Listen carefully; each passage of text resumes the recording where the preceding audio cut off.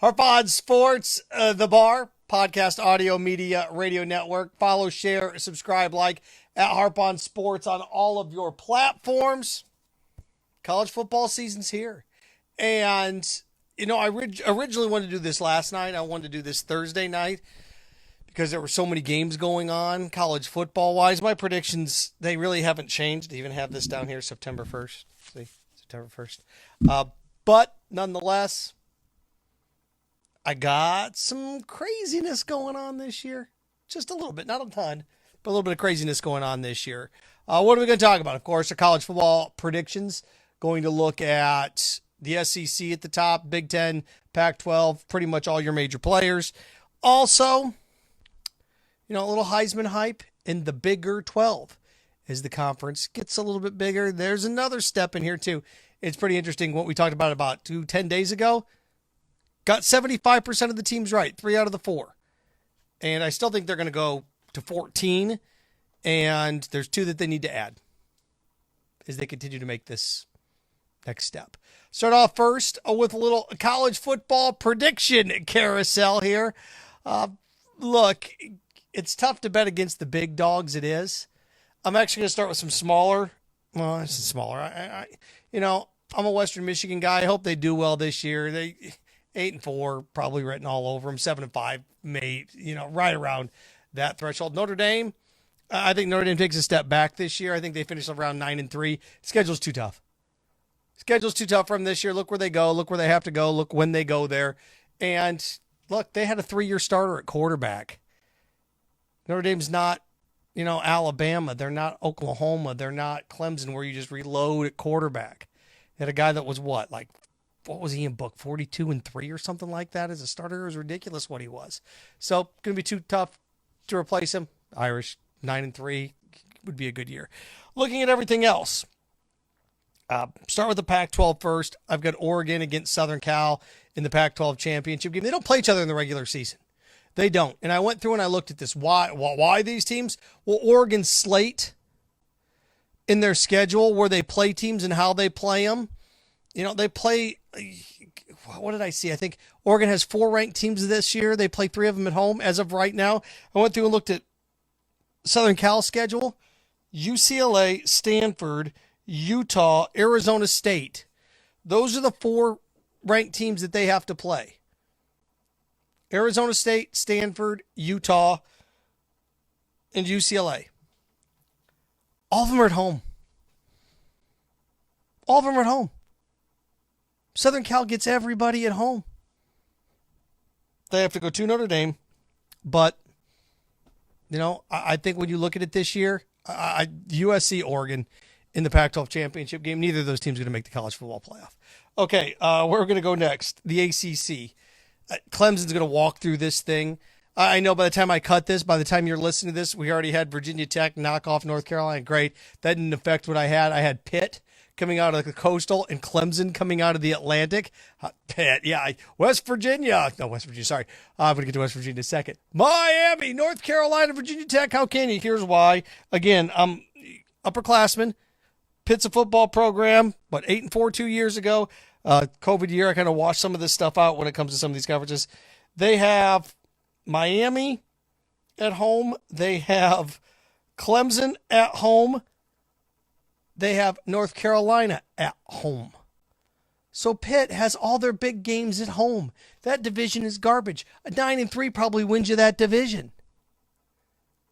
So those things matter. Clemson at home. This is for Pitt in the Coastal. Clemson at home. Miami at home. North Carolina at home. So I think Pitt wins the Coastal. Clemson wins the Atlantic. Clemson's going to win another conference championship game by 3 touchdowns. So there's what you have when it comes out of the ACC. I do have Clemson going to the college football playoff too. So there's one of my college football playoff teams. Let's look at the Big 12. I have Oklahoma over West Virginia. I think Oklahoma's loaded. They'll stub their toe somewhere along the line. They always do. But when I look at Boomer Sooner, I got Oklahoma playing West Virginia in the Big 12 championship game. Why West Virginia? Well, again, I look at swing games and against ranked opponents, and West Virginia has to go to Oklahoma. Okay, that's a loss. Yeah. Look, Somebody's going to have to beat somebody in the Big 12. You got 10 teams in there. You play 9 of them. You play them all. So I've got West Virginia. West Virginia gets Texas at home, and they get Iowa State at home. I'm big on schedules, especially in this COVID year. We're still coming out of this thing. I got West Virginia against Oklahoma in the Big 12 championship game last year. We had Iowa State and Oklahoma. It's going to be very similar, 17, 21 point type of thing. But I've got West Virginia going to the Big 12 title game where they take on Boomer Sooner, and Oklahoma wins. Oklahoma headed to the college football playoff as well. So there you go. Oklahoma over West Virginia, Big 12. Pac-12, mentioned earlier, Oregon, Southern Cal, and you flip a coin. Let's just, for the sake of this, take Oregon. Doesn't matter. That's going to be like a battle of 9 and 3s. The ACC, I got Clemson over Pitt. The Big 10. Here's one of my big ones. The Big 10, here's one of my, oh, baby. We got Wisconsin out of the West. And Michigan out of the East. Isn't it funny how we all forgot about Jim Harbaugh? Funny how we all forgot about Jim Harbaugh. All Jim Harbaugh has done is average 8-9 wins a year at Michigan. Had a bad year last year. They did. Everybody's talking about Indiana. Everybody's talking about Penn State. And rightfully so. Although Penn State did take a step back last year, right? So did Michigan. Ohio State. Yeah, you're right. But again, I look at Michigan and who they play and where they play them. This is big. This is important. UW at home, University of Washington, big chance on the map to get something done really, really early. IU at home, Ohio State at home. Now Michigan has to go to Wisconsin and to Penn State. Got to win one of those two. I don't think Michigan's going to play for a nationals. I don't think they're going to be in the college football playoff. I just don't think Ohio State is going to be as good as they were last year. Justin Fields is pretty good. And to replace him, and I know they've got a bunch of weapons and they can score fast, I know. But Ohio State's schedule can be treacherous in there. And I just look where Jim Harbaugh is. I look what Michigan does. I look at the talent that they have. Look how forgot about him. So I look at this as like a Wisconsin 10-2 taking on a 10-2 Michigan in the Big Ten championship game. I think that's what you get. And I've got Wisconsin winning the Big Ten. And Wisconsin's one of these teams as well where the way their schedule lines up, where they get Notre Dame at home, it's amazing where, Wisconsin's schedule and how loaded it is. You get everybody at home. That was a big deal to me, getting all your teams at home. So that, when I go through it, I'm trying to figure out, especially, look, it's not like, Oklahoma's got to go on the road. Your elite teams can travel and do whatever they want. The Alabamas do whatever they want wherever they go. Your elite programs can do that. When it comes to this, when I'm looking at like the second team in the Big 12, when I'm looking at the ACC Coastal, when I'm looking at, at least at this point, when I'm looking at the Big 10, okay, where do you have all your home games? Or, okay, you're going to go on the road here. You're going to do this here. Wisconsin and Michigan, Big 10. Oklahoma, West Virginia, Big 12. Clemson, Pitt, ACC. And I mentioned the Pac-12, Oregon, and Southern Cal. The SEC. The SEC. Going to start with the West first. In the West of the SEC, I have LSU going 9-3. LSU will go to a New Year's Six bowl game. I've got A&M going 10-2. Texas A&M will go to a New Year's Six bowl game. Alabama wins the West at 11-1. You bet against them. I'm done doing that. Although, Seth, they've only won the West 3 of the last 7 years, or 4 of the last. Alabama's only won the West 4 of the last 7 years. Yeah, you bet against them. Go ahead and knock yourself out. I'm not done doing that. Done. Well, A&M, Florida could get them. Want to bet? All right, done betting against them. Alabama wins the West. Not that I bet against them last year because I didn't, but go ahead. Pick against them. Go ahead. I'm not. Well, they have to replace 2 receivers, running backs, quarterbacks. Okay. Replace 1 diamond with another diamond. Okay. Bama wins the West. In the East, I've got Missouri. Eli Drinkfitz. I like the job that he's done at Missouri. I got Missouri finishing 3rd, going 8-4 in the East. I've got the Gators 9-3, finishing 2nd in the East. And I have Georgia winning the East. So I've got a Georgia-Alabama SEC championship game. In my college football playoff, when it's all said and done, okay, I've got Oklahoma number 1. I've got Bama beating Georgia in the SEC championship game. Bama number 2. Clemson number 3. Georgia number 4. So Oklahoma and Georgia, a rematch of the Rose Bowl. Is that 5 years ago now? Hard to believe. Bama and Clemson. So that's my college football playoff. Oklahoma, Georgia, Bama, Clemson. That's that. Chalk. Yeah, okay. If you want to call it chalk, go ahead. You find me an upset in there. You find me someone who's going to shock the world. That's okay. I got 2 SEC schools this year. I mentioned Florida. Oh, when it's all said and done, Georgia beats Oklahoma. Clemson beats Alabama. And Georgia is your national champion. Georgia beats Clemson to win the national title. So they start the season and then they end the season against one another. Georgia beats Clemson to win the national championship. I think Georgia knocks off Clemson week 1. I do. I think Georgia, I like JT Daniels. I think Georgia beats Clemson week 1. Roll around late in the year. And the Dogs get them again. Clemson's just going to get better and better and better as the year goes on. And that conference is booty. So who's going to knock them off? Who's going to beat Georgia? Who's going to beat Clemson in the ACC? So there you go. Oh, going through and looking at some of the bowl games and where I have teams falling. I just went through and gave you the whole college football playoff, right? New Year's 6, I've got Wisconsin and Oregon in the Rose. So Wisconsin and Oregon going to tangle in the Rose. In the Sugar, I have A&M and Texas. See, here's where West Virginia gets burned. West Virginia, by playing in the Big 12 championship game and losing, I think Texas slides up and takes their spot. A&M and Texas. You kidding me? Do you think the Sugar Bowl is going to pass on the opportunity to get A&M and Texas together? Teams haven't played in a decade. Texas is going to be right 9-3. A&M 10-2. Watch. A&M and Texas in the Sugar. In the Peach, I have LSU and Michigan. And in the Fiesta, USC and Cincinnati. I think Cincinnati's going to have a good year, but Cincinnati, they have to go undefeated to have a chance at the college football playoff. And somebody always stubs their toe somewhere. So, USC, Cincinnati, Fiesta, LSU, Michigan in the Peach. I mentioned Oregon and Wisconsin in the Rose, and A&M and Texas. Texas and Texas A&M in the Sugar Bowl. Florida, going through each school in this state. I've got Florida State finishing 6-6. I think Mike Norvell's a good football coach, and I think he gets Florida State heading in the right direction. They should start picking off that low-hanging fruit, and the ACC is the perfect conference to pick off that low-hanging fruit. I think Miami goes 8-4. Derek King, I think he's a good quarterback, and,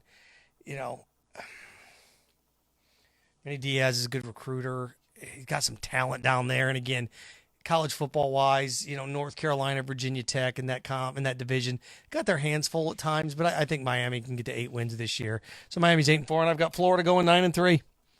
And I think the Gators, a lot of people, Alabama. If I had to pick 3 losses for the Gators, I'd say Alabama, Georgia, and LSU. I have to go to LSU, play Georgia in Jacksonville, get Alabama in Gainesville. I think Florida goes 9-3. I think it's a decent year. I think it's a good year for them. And I've got Florida playing Ohio State in the Citrus. Remember, I've got Michigan upsetting Ohio State and Michigan playing Wisconsin for the Big Ten title. Thus, Wisconsin goes to the Rose when they beat Michigan, and Michigan slides. We're going to have Michigan in the Fiesta. I have Michigan in the Peach. Michigan to the Peach, which means Ohio State ends up in the Citrus, which means we get Ohio State and Florida in the Citrus Bowl. Not a bad, the best of that next tier. Not a bad little slide, right? Not a bad little slide. So there we go. That's what I have college football-wise. Tyler, how about them Hoosiers? I think the Hoosiers are going to be good, but you're not sneaking up on anybody anymore. The Hoosiers are an 8-9 win football team. 8-4, 9-3 if everything lines itself up correctly. So there you go. That's what I have. Spencer Rattler is the favorite for the Heisman. I was trying to rack my brain and think of the last time the favorite won the Heisman. Can you think of the last time the favorite won the Heisman? That hurts. Last time the favorite won the Heisman. I can't. I was trying to rack my brain on this. I cannot think of the last time the favorite going in won it. So Spencer Rattler, I'm going to bail on you just because I can't think of the last time a favorite won it. So I was looking at this. I'm going to go, since I've got Georgia winning the national title, I'm going to go with JT Daniels to win the Heisman. He's at Georgia. I've got him winning the national title. You go back through and you look the last few years, Joe Burrow, teams that are in the national championship game, the guy 10 or in the hunt, those guys do get preferential treatment and focus when it comes to this. Last year's national champion, Heisman Trophy winner. 2 years ago, national champion, Heisman Trophy winner. You can go back and just keep looking at it. Heisman Trophy, Heisman Trophy, Heisman Trophy. Stuff matters. It does. So that's what I have. JT Daniels winning it, Spencer Rattler, and then after that, there's always somebody that comes out of nowhere. Pick them. I know it's a quarterback thing, running back. It's somebody. Look at the teams that are going to be up there. Look at the quality quarterbacks that are going to be up there, and there you go. So there you go. That's my college football playoff prediction. I'm going to do the NFL coming up here midweek next week, but because early on Labor Day, I'm going to look back on everything that we just saw over week 1 of the college football season. But there you go. Again, national championship, college football playoff. I've got Oklahoma and Georgia, Alabama and Clemson, and Georgia beats Clemson in the national championship game. Alabama beats Georgia in the SEC championship game.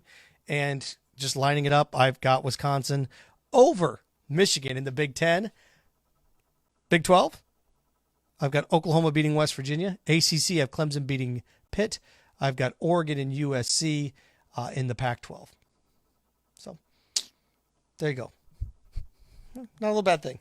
Not a little bad little shindig when it's all said and done. All right. So from that to this. So those are my predictions. Mark them down. Write them down in blood. Told you the Heisman hype. Wanted to end with this because it's all college football. It's preseason. Right, here we go. Actually, regular season's already underway. The Big 12 down to 8, back up to 12. And I just saw confirmed a couple hours ago, UCF on its way to the Big 12. If you go back and look at my podcast, I think it was from 10 days ago when this stuff started to float around, maybe about 2 weeks ago now, that my suggestion to getting them from 8 to 12 was UCF, was Cincinnati. I thought those two were natural locks. Houston, and I had Memphis. They went with BYU. I had Memphis, but they went with BYU. Fine. That's okay. So BYU, okay, west, northwest, at least from where you are as a conference. Then you bring the Salt Lake City market into it, right? Salt Lake has an NBA franchise, right? It's a top 30 market in America. I get it. You had Salt Lake City. You had BYU. Decent program. You had Cincinnati. It's the best of the non-Power 5. You had UCF, who was the best of the non-Power 5 before Cincinnati. And you had Houston, who 5 years ago was UCF before UCF. Okay. And you don't want to chase recent success, but that's not a bad idea. So BYU, you bet. Cincinnati, you bet. UCF, you bet. Houston, you bet. You're not going to replicate Texas and Oklahoma, nor do you have a shot to do that. So there you go. Now you're up to 12. If you want to get to 14, my suggestions next are Boise State and Memphis. You had Boise State and Memphis to the Big 12. Now you're adding a Memphis team that went to a major bowl game, 2 years ago? Mike Norvell and Memphis went to a major bowl game 2 years ago? Where'd they go, 11-1, 12-1? Went to a major bowl game? So here you had another one, and Boise State's traditionally up there. So Boise State and Memphis, you might as well add the best of that tier. Think about what you could do as the Big 12. You could add UCF, 2 major bowl games the last 5 years. You could have Memphis, major bowl game the last 3 years. All right, Boise State, who's been the perennial next team up for 15 years now. They have, haven't they? Houston, who 5-6 years ago was right up there. Maybe a little bit of a step back, but you throw them back into this conference recruiting-wise, it's a good little land. And BYU, always competitive. So, I mean, you now you're at 12 with the additions of Houston, UCF, Cincinnati. There's another good program. And BYU. Then you want to go to 14. Then you go Boise State and Memphis, and you're on your way. Then you want to go to 16. There's where it gets a little bit trickier. You want to go to 16. There's where it gets a little bit trickier because at 16, I'm trying to figure this out. At 16, then you have to get to, okay, what do we do? We're at 14. Good gracious. Who's out there? I think then is where you're stretching. And you know what? Because at least like Cincinnati can add something basketball-wise. Houston can add something basketball-wise. Memphis can add something basketball-wise. You know, there's things that UCF, not much basketball-wise. How important is basketball to you? The other school I would think if I'm going to go to 15 would be Navy. Why not? Navy's better than the 3-4 worst teams in the SEC. You can do worse. I'd go Navy to get to 15 and then 16 if you're the Big 12. You darts at a dartboard. You're going to go Northern Illinois, UAB. See, that's why you stick at 14 and then look at the landscape and see what goes next. But I like what the Big 12 did. I like what they did. They salvaged the conference. They get back to 12. Are they going to be what they were? No, but you're adding non-Power 5s that have made it to the New Year's 6 bowl round the last 7-8 years. Made it there and won in some instances. So there you go. Harp on Sports, the Bar, podcast, audio, media, radio network. Website's almost done. I told you that a week ago. We were working on a new one. We're getting there. Step by step, getting there. In the meantime, Twitter, Instagram, at Harp on Sports, both platforms. Harp on Sports Facebook page, Harp on Sports YouTube channel, podcasts available for you at Buzzsprout, Spotify, and Apple Podcasts. So there you go. All the platforms, baby. And remember, stay clean, stay focused, stay strong. Frankenstein. Have fun with your friends.